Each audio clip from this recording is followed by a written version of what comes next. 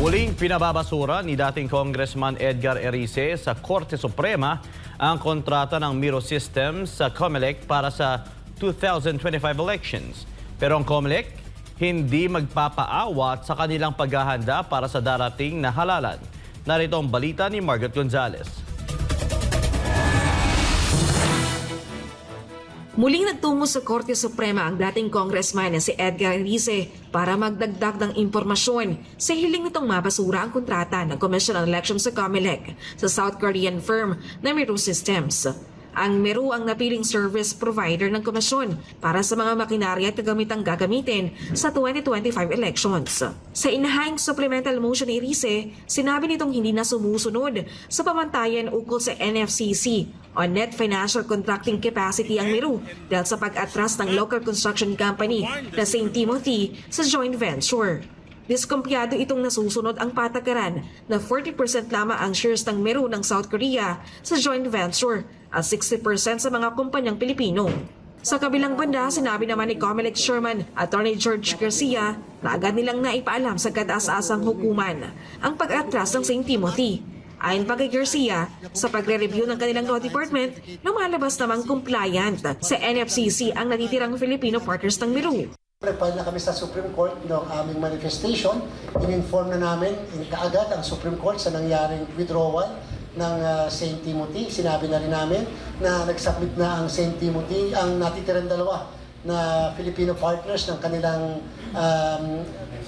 NFCC at nagkakahalaga ito ng 20 bilyong piso, more or less. Ni-review ng aming law department, inisa-isa lahat yun, pati yung compliance, at napatunayan ng law department namin na compliant yung NFCC. Ang kailangan lang nila dapat 18 billion pero 20 yung nasubmit nila sa amin. Sinabi rin ni Chairman Garcia na halos malapit ang makakumpleto ang delivery ng 110,000 na mga makinarya ng Miro sa Pilipinas. Gate ng COMELEC Chief, walang dahilan para ipagpaliban nila ang preparasyon para sa 2025 elections, lalo pat hindi naman ito pinatitigil ng Korte Suprema. Halos 88% na na-deliver sa amin. Tapos yung mga gamit na andito na lahat. So, kapiraso na lang yung obligasyon sa amin ng Miro.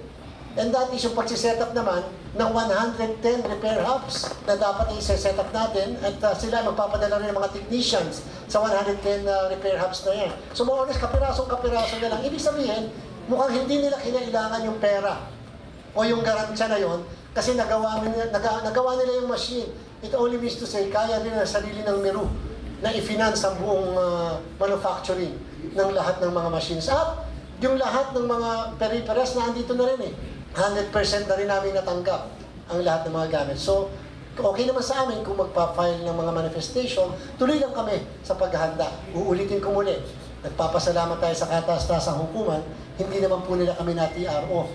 Hindi po nila kami pinahinto sa preparasyon. Kaya nga ongoing lahat ng ginagawa natin po dito. So, again, we are ready naman kung sakali sagutin yung mga ipapile niya sa Korte Suprema. Part yun ng proseso. Para sa Diyos at Pilipinas kumahal, Margaret Gonzalez, SMN9 News.